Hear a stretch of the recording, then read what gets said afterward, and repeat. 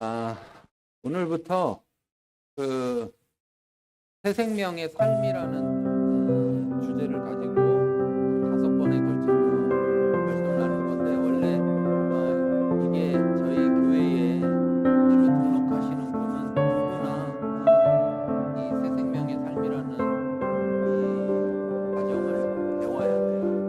5번에 걸쳐서 배워야 되는데, 우리 교회에 지금 배운 분들도 있고 배우지 못하신 분들도 있어요. 그리고 또 작년이 아닌 청년들은 또 못 배우기도 하고. 그래서 우리가 먼저 볼 것은 왜 사람이 구원을 받아야 할까라는 거예요. 왜 사람이 구원을 받아야 될까? 네. 왜 사람은 구원을 받아야 할까? 우리에게 구원이라는 게 왜 필요할까? 네. 흔히 말해서 우리가 전도할 때 이렇게 말하잖아요. 예수 믿고 구원 받으세요. 이렇게. 예. 그러면 도대체 왜 구원을 받아야 될까? 그 얘기는 곧 사람이 구원받아야 되는 상태 속에 있다라는 거죠. 그렇죠? 그리고 또 한 가지는 구원을 받아야 된다면 자기가 구원을 할 수 있다는 거예요, 없다는 거예요? 없다는 거죠. 예. 없다는 거예요. 이거는 사람이면 누구도 이 부분에 대해서 부인할 수가 없습니다. 왜 부인할 수가 없느냐? 이런 거죠. 사람은 왜 죽느냐? 사람 왜 죽죠? 사람 왜 죽어요? 우리가 보통 얘기하면 첫째, 늙어서. 근데 여러분, 여기서 질문. 늙으면 왜 죽나요? 또 왜 늙나요? 그렇죠? 이거 뭐 설명하나요? 과학적으로 뭐 설명한다고 뭐 세포가 어쩌고 저쩌고 저쩌고 하지만 결국은 보면 우리는 그거에 대해서 어떤 발견한 내용을 말할 뿐이지 실제적으로 그것을 설명하지는 못해요. 자, 병 들어서 죽어요. 두 번째, 병 들어서 죽잖아요. 그렇죠? 왜 병 들어요? 왜 병 들어요? 왜? 왜 병이 드냔 말이에요. 그런데 결국 결론은 뭐냐면 나이가 들어서 늙어서 죽든 병 들어서 죽든 하여튼 죽어요. 그렇죠? 왜 죽냐고요. 그건 어떤 상태가 돼서 죽는 방식을 말하는 거지 왜 죽느냐를 말하는 게 아니잖아요. 사람 왜 죽습니까? 이렇게 말했을 때 늙어서 죽습니다. 그거는 늙어서 죽는 방식을 말하는 거지 왜 죽느냐는 거에 대한 대답이 아니에요. 왜 죽느냐에 대한 대답이에요. 성경에서만 유일하게 사람이 왜 죽는지를 말하고 있는 거예요. 성경에서. 그렇기 때문에 성경이 우리에게 사람에게 있어서 답이 될 수 있는 거예요. 흔히 이제 철학자들 중에서 신앙을 가진 분들이 흔히 많이 공통적으로 하는 말 중에 하나가 뭐냐면 이런 말입니다. 철학을 공부하면서 인생이 뭘까? 막 이런 고민에 빠져서 철학을 공부하다 보니까 철학에서는 질문은 많이 하는데 답을 못 주더라. 답을. 근데 어느 날 성경이라는 걸 접했는데 보니까 성경에선 답을 말하고 있더라. 예. 그래서 신앙을 가졌다. 그렇게 공통적으로 말하는 분들이 많이 있어요. 그 철학을 열심히 공부한 분들이 그분은 철학을 굉장히 조금밖에 공부 못 해가지고서는 그렇게 말하겠느냐. 그런 문제는 아닐 거란 말이에요. 그런데 중요한 사실은 결국 답이 어디 있느냐? 성경이 있다. 그런데 뭐에 대한 답이 있느냐라고 할 때 결국 구원에 대한 답이 있는 거예요. 근데 구원에 대한 답이 있는데 그 구원의 답의 문제. 왜 구원이 필요하냐? 네. 구원을 받아야만 하는, 구원을 얻어야만 하는 상태에 있기 때문인데 그 상태가 뭐냐라고 말했을 때 바로 이겁니다.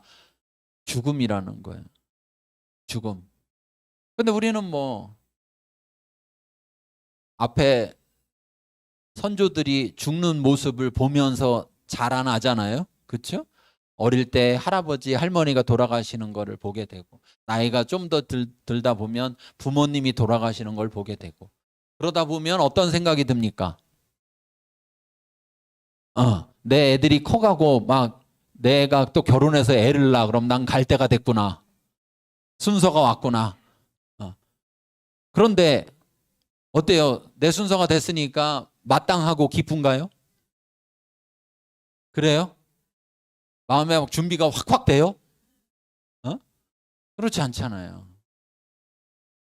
왜? 죽음이라는 건 두려울 수밖에 없는 거고, 죽음이라는 것은 돌이킬 수가 없는 것이고, 죽음이라는 건 갔다가 다시 와서 뭐 어떤가 알 수가 없는 상황이기 때문에, 결국 죽음이라는 건 그 어떤 것으로도 막을 수가 없기 때문에 막으려고 수없이 노력을 해보지만, 권력을 가진 자들이 그 권력을 이용해서, 돈을 가진 자들이 그 돈을 이용해서 어떻게든 해보지만, 지금 뭐 그 전 세계 최고 부자라고 하는 사람들 있잖아요. 왜? 엄청난 부자들. 그 사람들이 안 죽어보려고, 안 죽을 수 없다면 그래도 어떻게든 최대한 좀 길게 살아보려고, 또 길게 사는데 어떻게 길게 사느냐? 좀 건강하게 길게 살아보려고 노력하잖아요. 그렇죠? 그런데 다 헛짓입니다. 결론은 뭐예요? 죽어요. 죽어. 결론은 죽어요. 예. 여러분도 죽습니다. 저도 죽어요. 다 죽어요. 다. 예. 얼마나 참담하냐고요. 다 죽는다는 게 얼마나 참담하냐고요. 그래서 사람들 생각에서 가장 쉽게 생각하는 게 뭐겠는가를 생각해 보면 이런 거죠. 다시 태어나면 좋지 않을까? 그렇죠? 이건 뭐 그냥 누구나 생각할 수 있잖아요. 예. 그래서 종교가 하나 생겼어요. 어떤 종교? 윤회한다. 다시 태어난다. 인도에서 생겼죠? 다시 태어난다.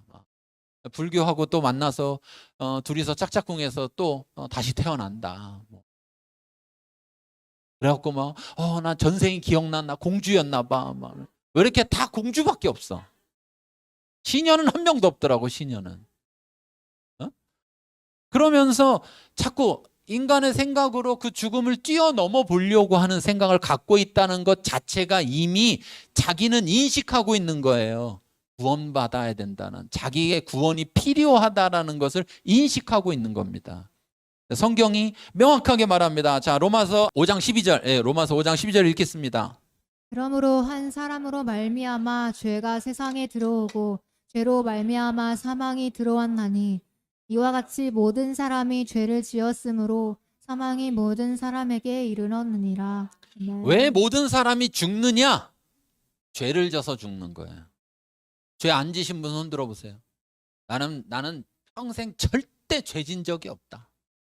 성경은 말합니다. 한 사람 때문에, 아담과 하와 한 사람 때문에 이 세상에 죄가 들어왔지만 단순히 그 사람 때문에 들어온 죄로 인해서 우리가 죽는 것이 아니라 모든 사람이 죄를 지었기 때문에 결국 죄로 말미암아 사망이 우리 가운데 오게 된 거죠. 그래서 말하는 거죠. 모든 사람이 죄를 지었으므로 사망이 모든 사람에게 이르렀느니라. 그러면 죄와 사망은 어떤 관계냐? 6장 23절 읽겠습니다. 죄의 삭은 사망이요 하나님의 은사는 그리스도 예수 우리 주 안에 있는 영생이니라. 죄의 삭은 뭐라고요? 여러분, 세상에 누구나 알고 있는 진리가 있는데 그 진리가 뭐냐? 세상에 공짜는 있어요, 없어요? 없어요. 공짜 좋아하다가 잡혀가요. 네. 왜? 공짜는 없는 거기 때문에. 누군가 값을 지불해야 돼요, 반드시. 그런데 죄에 대한 값은 사망이라는 생명으로 값을 지불해야 된다는 거예요. 그래서 죄를 지면 죽는 건데 우리 모두는 죄를 짓기 때문에 죽어요. 또 한 가지는 이 세상에 죄가 들어와서 죄된 세상에 태어나니까 그 죄된 세상의 결과를 받아야만 하는 거예요. 그래서 성경은 어렵게 얘기하면 뭐 원죄, 자범죄 이런 얘기를 해요. 이 세상에 죄가 들어와서 죄가 왕노릇하고 있는 이 세상에 죄를 원죄라고 한다면, 아담으로부터 이어진 죄를 원죄라고 한다면 자범죄는 자기 스스로 지은 죄를 말하는데, 어쨌든 중요한 건 죄의 값은 사망이고 모든 사람은 죄의 값을 치러야 한다는 거예요. 근데 안타까운 사실은 이런 거잖아요. 제발 내 자녀만은 제가 대신 값을 치르겠습니다. 네 거나 치르세요. 이게 안타까운 사실이에요. 그렇죠?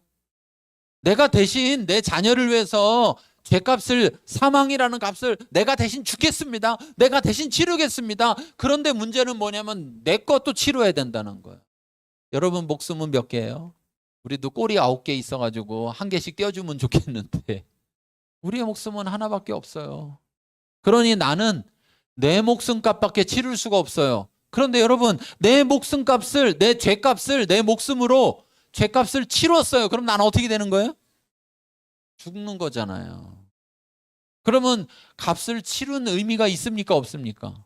없잖아요. 내가 죽어버리는데 그게 무슨 의미가 있어요? 그런데 놀라운 사실은 죄의 싹은, 죄의 값은 사망이지만 하나님의 은사, 여기에 은사는 선물이라는 말이에요. 선물.